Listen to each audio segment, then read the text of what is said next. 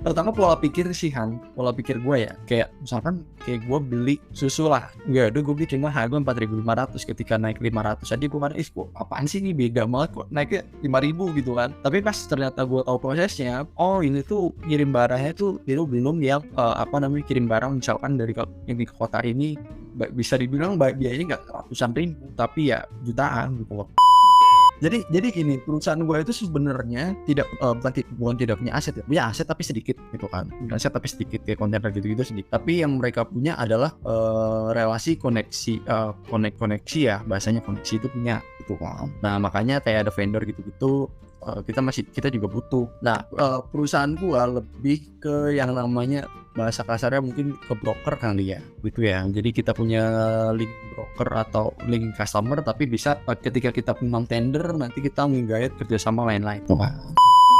Yang penting adalah kinerja lu sih, itu yang menurut gue harus gue tanamin di diri gue, karena kayak gue mau coba belajar lebih aja di dunia logistik gitu, karena kan dunia logistik ini mungkin dunia yang susah tersentuh oleh teknologi dan akan akan konvensionalnya tuh lebih kuat gitu Bang.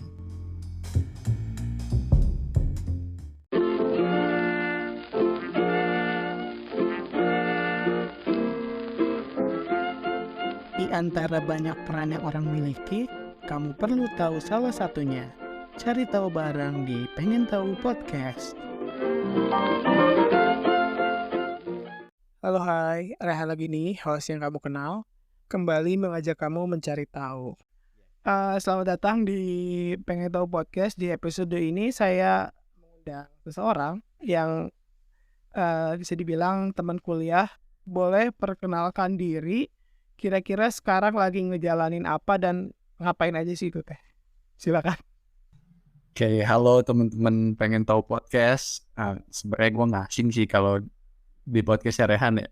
Ya, Cuma gue mau perkenalkan diri lagi aja nih gue. Nama gue Dava. Kebetulan gue teman kuliahnya Rehan. Nah, sekarang gue lagi kerja atau berkarir di PT LX Pantos, dan di bagiannya itu WNB, Pricing Vendor Management. apa itu namanya? Apa WND Pricing Management? Vendor Management. Vendor Management. Boleh dijelasin nggak secara definisinya dulu gitu? Oke. Jadi dari segi definisinya itu, definisi singkatnya itu mungkin lebih ke penataan harga dan manajemen beberapa vendor ya. Kalau untuk singkatnya ya. Cuma Oh, untuk gambaran umumnya, jadi bagian gue itu adalah bagian yang menjembatani dari operation atau operasional ke sama tim business development kayak sales and marketing lah bahasanya. Jadi saling timbal balik kalau misalkan operation butuh unit atau butuh, kan karena gua di tracking ya, jadi kayak kebutuhan untuk logistik, kayak contoh misalkan operation butuh wingbox untuk project dari customer apa, nah itu bisa larinya ke gua. Tapi kalau dari sales ke gua, dari sales ke bagian yang tadi gua sebutin, pricing dan vendor management itu paling lebih ke harga. Misalkan dari rute Tangerang nih ke Surabaya pakai unit, contohlah wingbox atau pakai kontainer, ya kan. Harga ini berapa dan lokasi ke mereka, dan mereka up ke customer untuk bidding gitu sih. oke. Sorry sebelum lanjut, gue mau memperkenalkan co-host pada episode kali ini. Silakan. Halo teman-teman, kembali lagi sama gue Muhammad Amin Kintari, dan gue juga salah satu temannya Reka Abtu ya. Gue pengen tahu dulu dong, tadi kan berarti di LX Pantos. Iya, betul. Di situ tuh tadi kan lo sebagai WND Pricing Vendor Management. Oke, paling singkatnya WND pricing aja lah. Oh ya, nah di sana itu tadi kira-kira menjembatani antara divisi sales dan juga business development. Business development, sales, sama Dan operasional. operationnya. Operation di sana lo berhubungan langsung dengan vendor tuh berarti kayak B2B atau klien atau gimana tuh? Ya, kalau gue lebih ke B2B-nya. Berarti sih itu tuh jadi kayak mitra bisnis dari Yap. Pantos ini. Iya betul, mitra bisnis dari Pantos, tapi perusahaannya perusahaan logistik juga. Oh, perusahaan logistik juga. Tapi Betul. bisa jadi perusahaan logistik juga yang bergerak kerjasama dengan perusahaan produk juga bisa gitu. Bisa, betul, bisa. Tapi tadi kan lu udah sempat bahas kayak ada wing truck, terus bus itu tuh kalau itu ada kendaraan apa aja sih kalau logistik itu tuh kayak mungkin gue kayak aneh kayak tadi ada kontainer satu, ada truk, ada wing box apa aja ya. Sebelum itu ada yang mau lo promosiin nggak? Oke, mungkin buat teman-teman pendengar dari pengen tahu podcast ya. ini random aja sih gua. Iya boleh. Random aja. Kalau emang mungkin di perusahaan lu atau apapun itu punya kebutuhan unit atau apa untuk pengiriman kemanapun di Indonesia, bisa kontak gua. Sama sih, gue juga dulu awal banget karena gue di dunia logistik juga.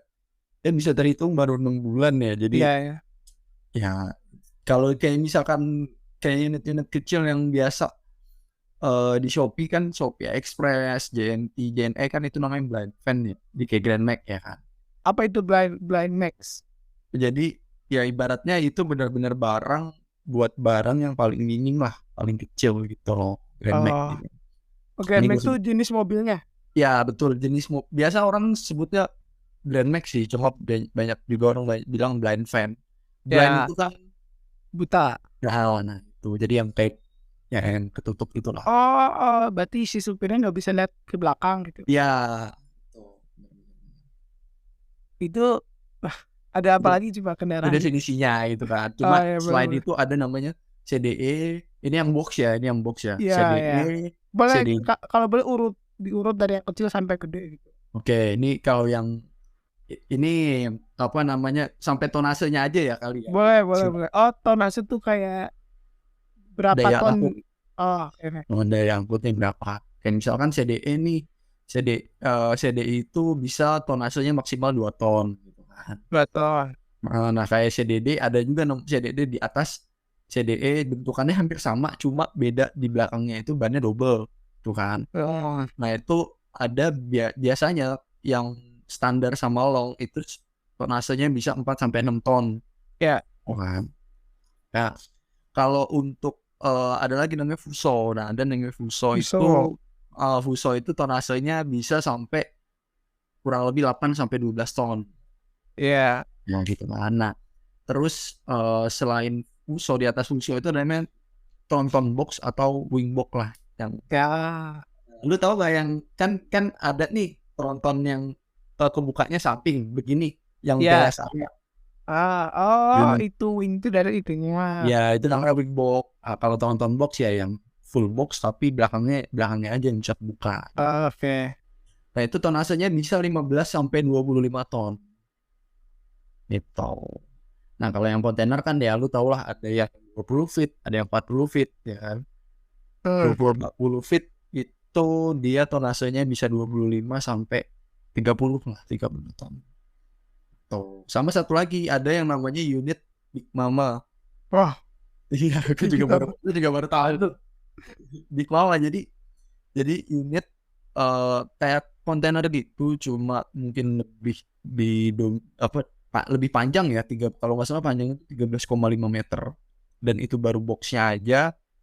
Nah itu kurang lebih bisa sih sama kayak kontainer, cuma paling kubikasi atau daya ruangnya yang lebih gede kan. Kalau tonasenya sama tapi daya ruangnya lebih gede. Iya betul, kurang lebih situan. Itu tuh lo ngurusinnya yang memang tadi kan kayak mobil gitu ya, maksudnya si perusahaan itu ngurusinnya tuh yang memang jalur darat aja atau jalur laut juga atau kayak gimana tuh? Kalau di kantor gua ya berarti ya. Ya. Kalau di kantor gua sih all sih kan. Jadi ada eksim, ekspor impor ya kan. karena kita juga bahasanya anak perusahaan LG, jadi ada eksim pertama, ekspor impor dari berbagai negara dan ke berbagai negara. Terus yang kedua domestik itu semuanya, ada yang laut, darat, railway, kereta, terus sama satu lagi apa namanya, air, udara. Nah, kalau sebagai susah nyebutnya ini sebagai Ya, sebagai gimana? itu lu tuh ngurusin apa sih, kayak tadi ekspor impor, atau lu spesifiknya ngurus apa? Oke, jadi job desk-nya gue ya, berarti ya. Ya.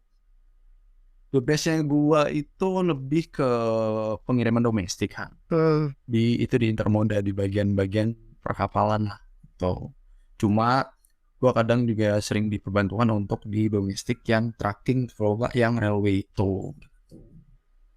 Memang sehari-harinya tuh kerjaannya ngapain? Misalkan lu harus menghubungkan divisi satu dengan divisi lainnya, terus apakah lu tuh kerjanya ada job desk sendiri atau kerja bersama tim gitu?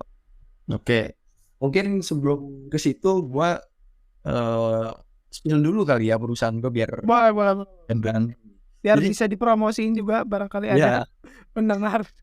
jadi gini, perusahaan gue itu sebenarnya tidak bukan tidak punya aset tapi sedikit gitu Iya. kan. Punya aset tapi sedikit, kayak kontainer gitu sedikit. Tapi yang mereka punya adalah relasi koneksi ya, bahasanya koneksi itu punya gitu kan. Nah makanya kayak ada vendor gitu kita juga butuh gitu kan. Nah perusahaan gua lebih ke yang namanya, bahasa kasarnya mungkin ke broker kali ya, gitu ya. Jadi kita punya link broker atau link customer, tapi bisa ketika kita menang tender nanti kita menggait kerjasama lain-lainnya gitu kan. Nah tadi kan yang ditanyain adalah job desk ya Han, ya benar nggak sih? Iya benar. Jadi kayak kalau misalkan di gua job desk-nya itu gua lebih kayak analisa harga sih. Analisa harga nih. Misalkan sales atau business development ngasih ke gua nih ada project ya, contoh yang gua kerjain itu project Hankook sama Otska. Otska itu kan Hankook. Ya, Hankook tuh alat masak ya? ban. Iya, Hankook. jauh bos. Oh, sama Otska minuman, Otska minuman. Lu ambil cooknya ya. Kayak nama panci gitu, Hankook. Iya. Ya Hankook tuh bahan Thai Bridgestone gitu-gitulah. Nah, terus kalau Otska itu projectnya Pocari. Ya. Nah ya kan, nah itu mereka kan ada beberapa pengiriman. Salah satunya gue ngerjain yang bagian Intermoda. Nah, ini tolong dong dikasih harganya untuk Intermoda. Nah, kadang kalau selain kan kita punya data nih, misalkan per kilometer berapa sih harganya, ban bakarnya berapa, terus harga kapalnya berapa gitu kan. Iya. Nah, selain based on itu, kita juga minta harga dari vendor nih, dari rekanan atau mitra lah bahasanya. Mitra kita ada misalkan ada 4 atau 5 atau 7 ya kan. Nih gue minta tolong ini berapa sih harga dari lu gitu. Nah harga yang paling itu kita ambil untuk diajukan ke dalam tender atau bidding dari project ke customer itu sih. Berarti memang tadi memang secara keseluruhan tuh memang nggak punya aset ya, nggak banyak lah punya ini, tapi lo bisa menghubungkan si vendor-vendor yang mungkin punya mobil dan punya perusahaan logistiknya itu. Jadi lo karena koneksinya gede banget, jadi lo bisa istilahnya broker ya? Iya betul.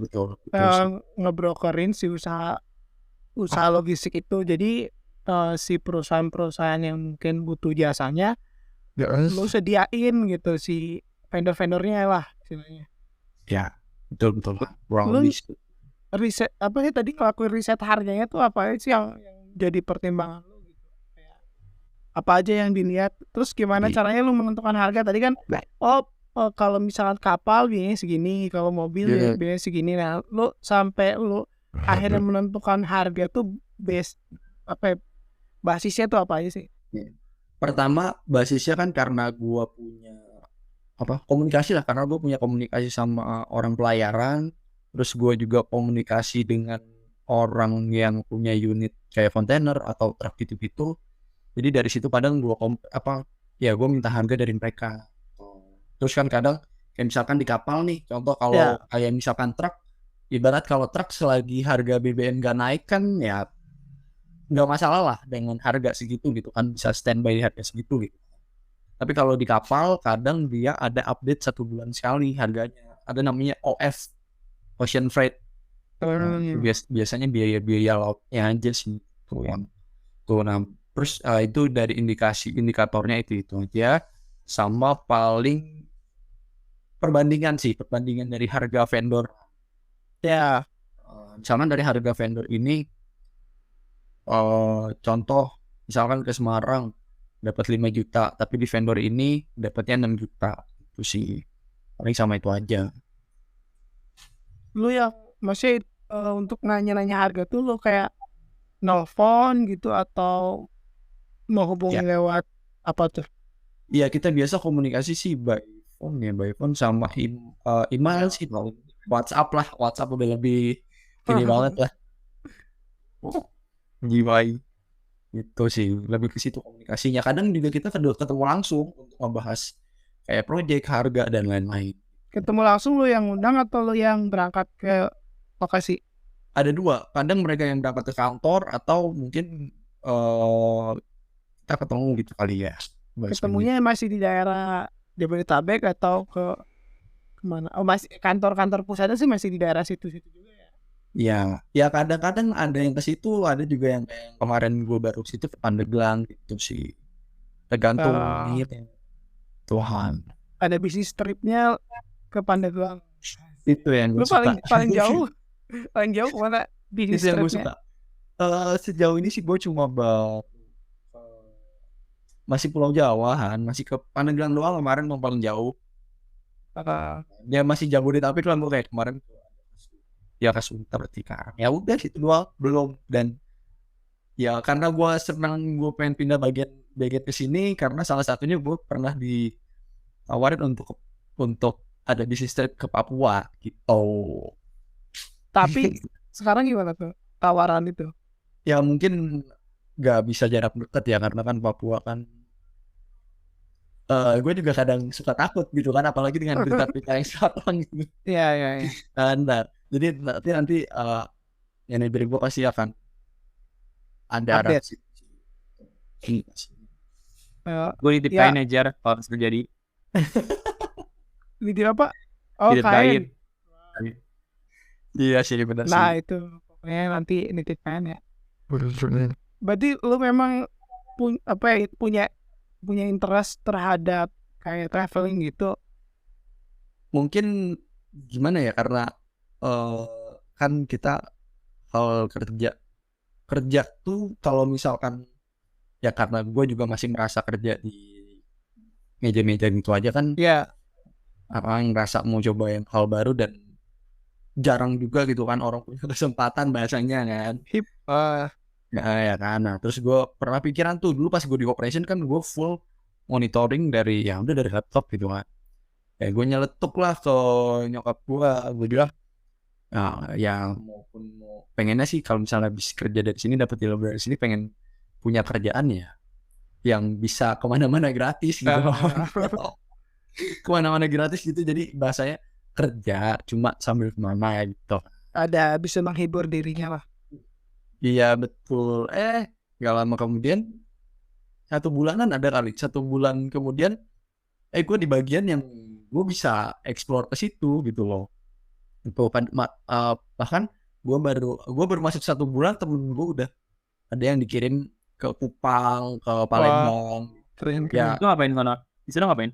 Nah di sana tuh tugasnya kita nyari-nyari relasi nih.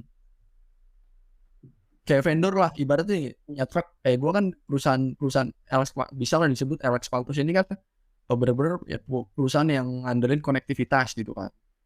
Jadi ya bahasa kasarnya broker. Nah, jadi kalau misalkan kita ada mau project ada di Kupang atau pengiriman ke Kupang, nah kita tinggal hubungin aja vendor ini gitu loh. Ini kita ada project ini nih, tolong support ya ini. Nah misalkan lu punya unit berapa sih gitu, misalkan kayak pengiriman antar Kupang harganya berapa ke daerah mana, misalkan kayak sampai ke Labuan Bajo segala macam berapa itu kan. Nah apa bisa dibilang ya lu harga berapa nih gitu kan. Baru terus sih kayak ngebangun konektivitas aja sama warehouse.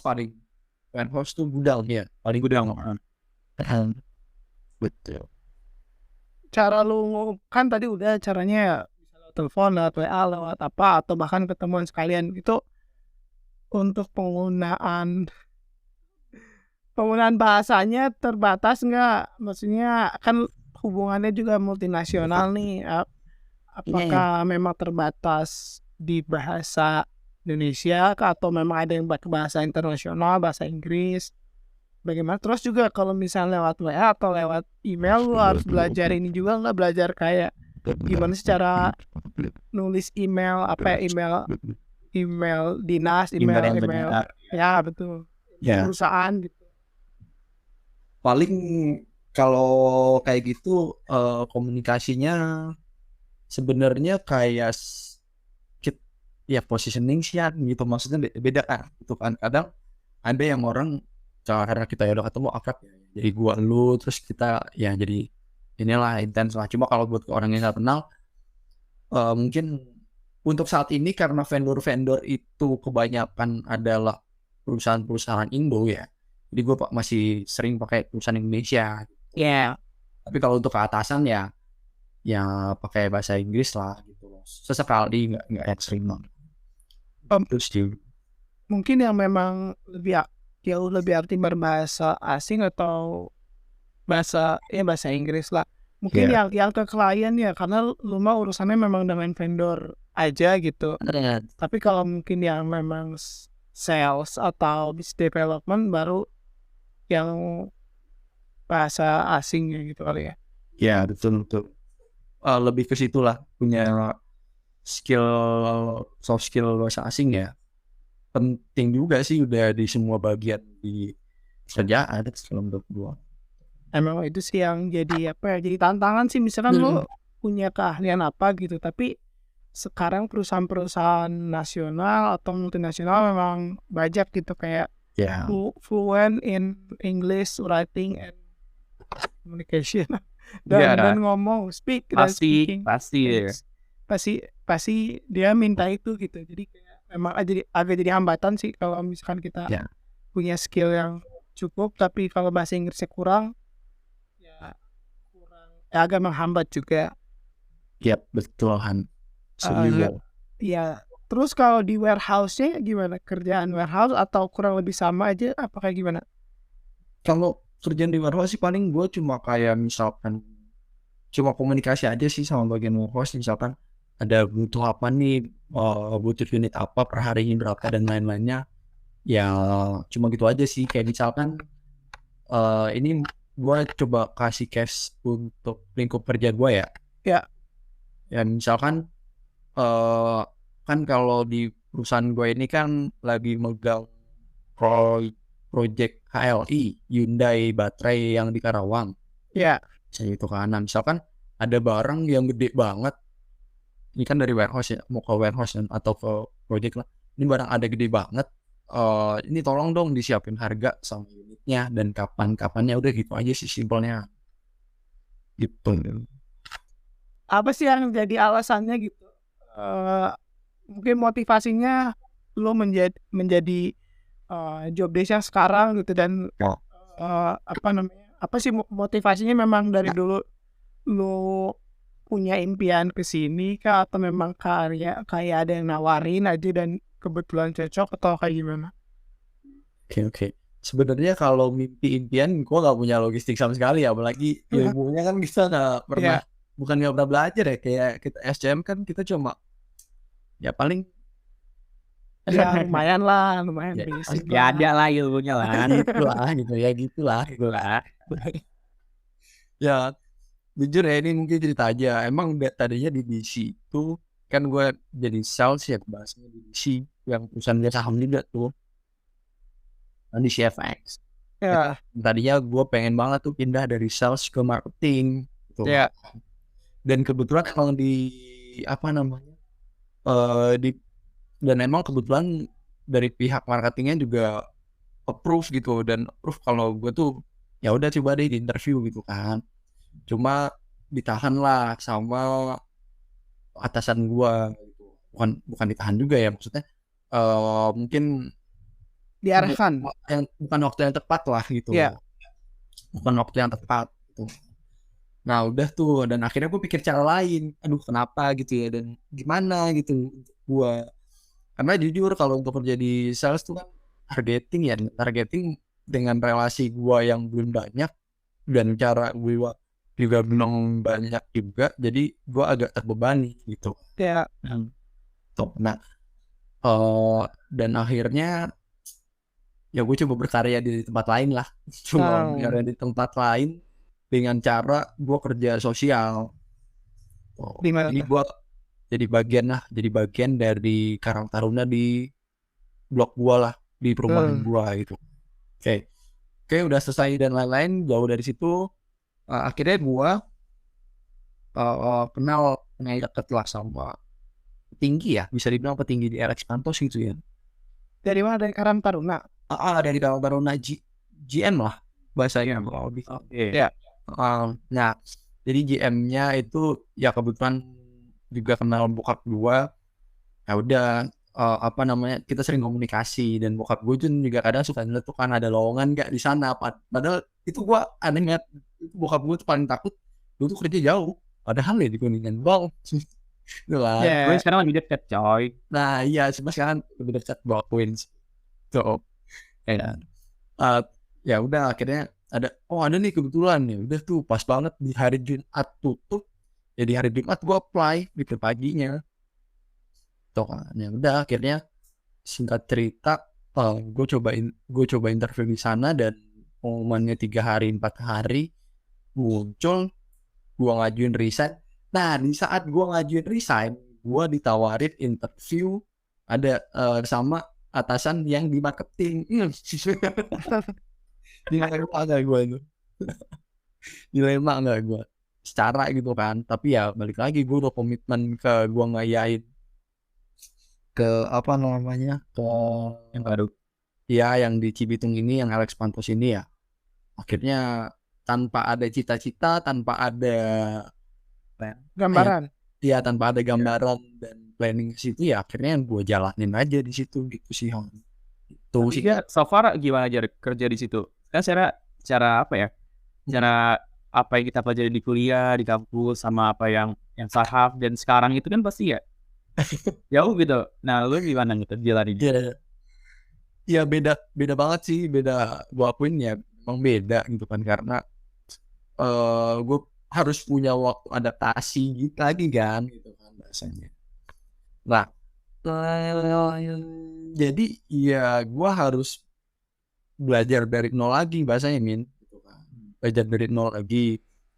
Cuma ya gue sih seneng karena diri gue punya cara adaptasi yang mungkin bisa apa namanya, bisa mudah lah, nggak bisa bisa mudah lah. Akhirnya gue ada di sini gitu loh. Dan tadinya kan di operation ya, jujur kalau di operation lah gue maksudnya belajar dari awal mah gampang gitu kan. Iya.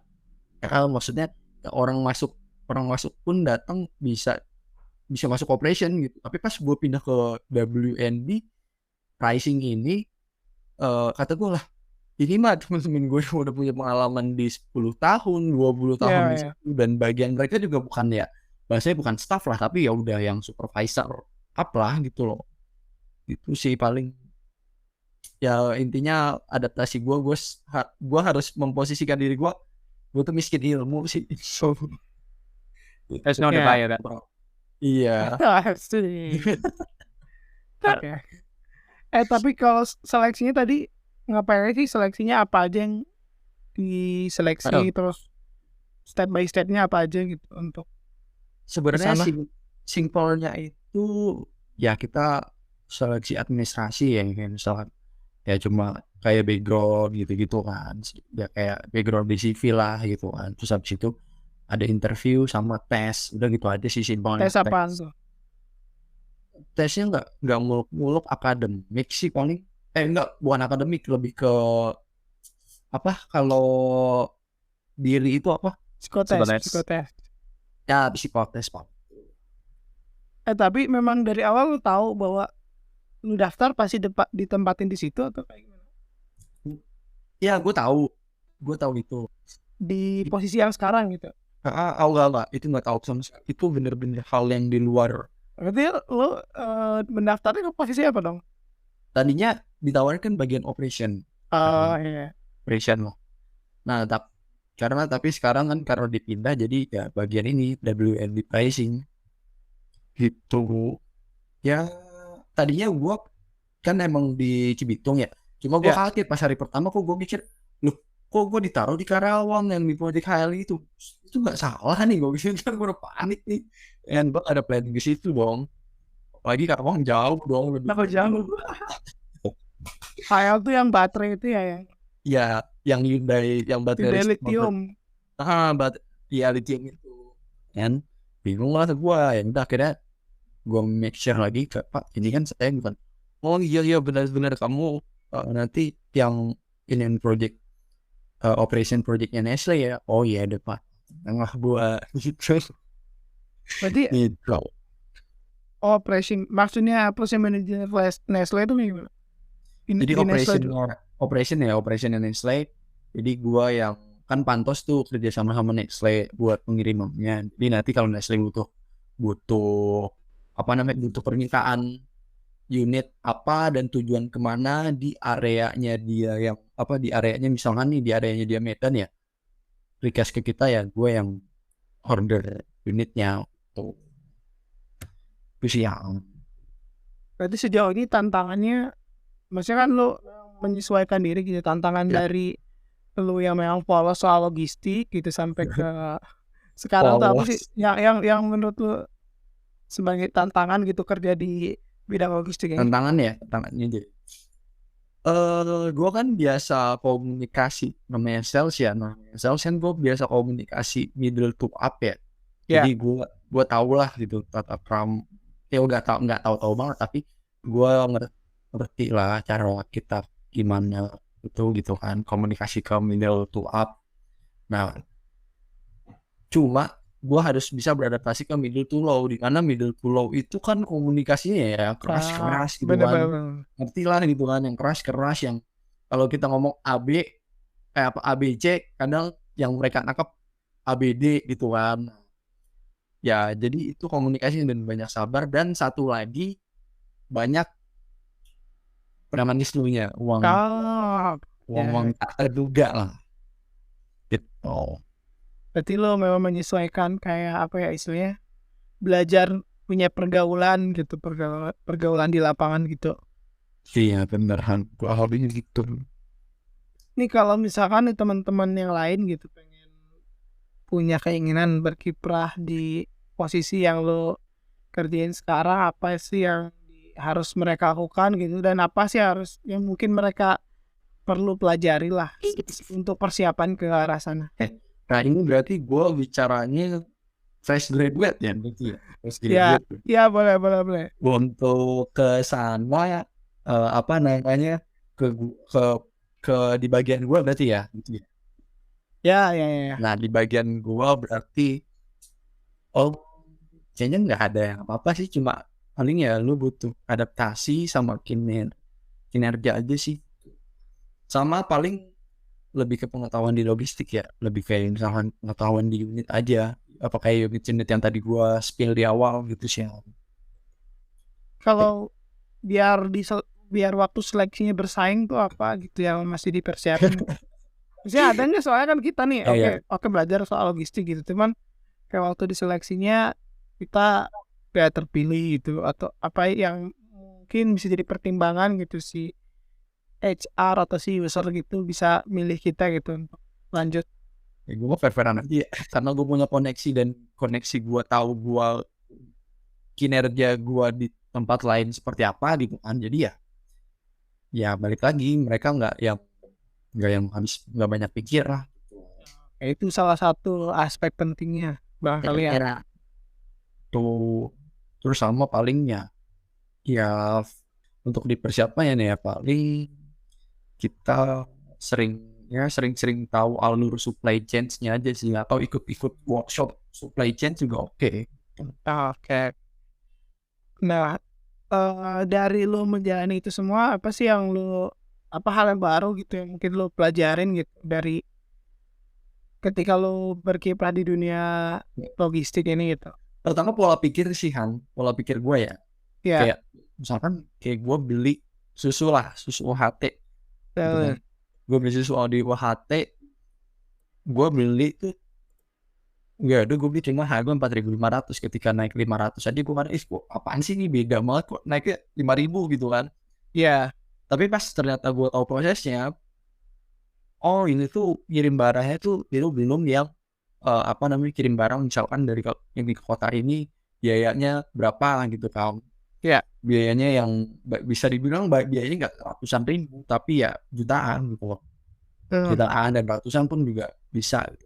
Dan ternyata tuh nggak cuma kesini doang gitu. Dan dari produksi ke alur sampai ke customer itu kan nggak cuma yang produksi outlet langsung sini, tapi ke distribusi yang kayak tadi yang Amin kan ada juga pengiriman ke situ kemana gitu kan. Ya gitulah, lebih ke pola pikir gue, ya udah justru kalau naik GoPay pun sebenarnya hal yang udah wajar aja gitu loh sebenarnya. Wajar dengan dinamika ekonomi saat ini. Iya, sama satu lagi yang hal yang paling bermakna sama gue di tempat kerja ini, terutama ya sama yang programnya pemerintah yang Omnibus Law ya. Iya, Tentang itu ya, ini nyambung sih. Usia itu nggak ngaruh, terus lu jadi karyawan tetap atau karyawan kontrak nggak ngaruh di kantor. Yang penting adalah kinerja lu sih, itu yang menurut gue harus gue tanamin di diri gue. Karena kayak gue mau coba belajar lebih aja di dunia logistik gitu, karena kan dunia logistik ini mungkin dunia yang susah tersentuh oleh teknologi dan akan akan konvensionalnya tuh lebih kuat gitu Bang. Tuh harus punya kinerja yang bagus. ini kinerja ya, maksudnya Ya, bukan soal lu siapanya gitu. iya betul Kak. Bahkan Yang penting itu absensi buat jujur. ya absensi penting. Kenapa tuh? Absensi penting banget sih kalau buat kerja, apalagi di masih kontrak kayak kita kan fresh graduate. Iya, masih kontrak, apalagi kalau misalkan mau perpanjang kontrak kan pasti di review dari ini kita, absensi kita. Absensinya. Ada yang 40%, 50%, 60% gitu sih. Minimal berapa persen? 40 lah minimal, 40%. Absen itu berarti ketidakhadiran. Iya, betul. Apalagi di tempat gua itu baru dapat cuti setelah 1 tahun kerja. Berarti lu belum bisa cuti. Belum. Makanya gue bingung. Kalian pernah cinlok nggak? Amin, coba Min, lu pernah Min? Pernah nggak, Min? Ya kalau kayak itu ya kayak apa sih, suka sesaat itu udah. Pinter sesaat deh. Gue mau coba belajar lebih aja di dunia logistik gitu. Karena kan dunia logistik ini mungkin dunia yang susah tersentuh oleh teknologi dan akan akan konvensionalnya tuh lebih kuat gitu Bang. Itu sih Bang. Oke, satu hal yang mau lu sampein untuk para pendengar. Iya. Jadi ini untuk hal-hal yang mungkin perlu dari teman-teman pengen tahu podcast tanaman kediri itu menurut gua ya akuilah dengan proses orang gitu kan, akuilah dengan pencapaian orang, tapi yang harus kita ini adalah pertama kinerja lu ya kan, totalitas lu dalam kerjaan atau dalam hal apapun itu penting sih, karena kita nggak pernah tahu rezeki itu datang dari siapapun itu di sekitar kita. Contohnya kayak gua yang bahasanya gue bisa kenal GM karena ya gua di organisasi Karang Taruna itu Ya gue punya something lah. Oh, Itu hal. mungkin itulah pertanyaan terakhir kita bersama Richard dan bersama dapat di episode yang membahas mengenai WND pricing masih Vendor yang gimana? vendor relation. Sekian, sampai jumpa di episode berikutnya.